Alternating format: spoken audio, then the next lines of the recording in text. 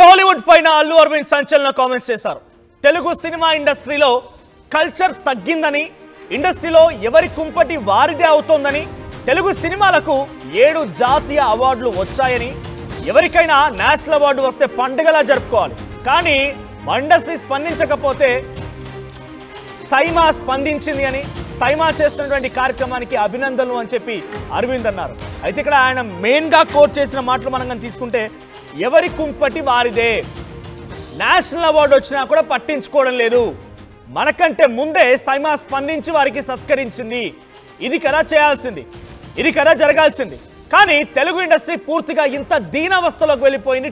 టీముల వారిగా ఎవడి కుంపటి వాడే పెట్టేసుకొని తందనలు ఆడుతున్నట్టుగా అల్లు అరవింద్ మాట్లాడుకొచ్చారు. ఇప్పుడు అల్లు అరవింద్ మా కామెంట్స్ అన్ని కూడా పెద్ద ఎత్తున సంచలనంగా మారాయి. మరోసారి టాలీవుడ్లో ఒక ఫైర్కి దారితీశాయి.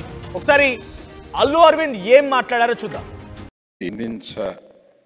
ముందే వీరు సైమా వారు స్పందించి వారిని అందరినీ ఒక స్టేజ్ మీద తీసుకొచ్చి వారిని సత్కరించాలని అనుకోవడం చాలా I really heartfully congratulate all the winners including our great director other hello మన బేబీ డైరెక్టర్ గురించి ఎదుగుతున్నాను. So I appreciate and congratulate everyone. అందరూ మనకి తెలుగులో 7 నేషనల్ అవార్డులు వచ్చినాయి. అందులో 2 నేషనల్ అవార్డు వచ్చినాయి. In the sense Telugu category కాకుండా వచ్చినాయి. అవన్నీ దీన్ని మనం ఒక పండగగా జరుపుకోవాలి. సరే, దాన్ని ఇండస్ట్రీలో మీకు తెలిసిందే కదా, ఎవరి కుంపటి వాళ్ళదే.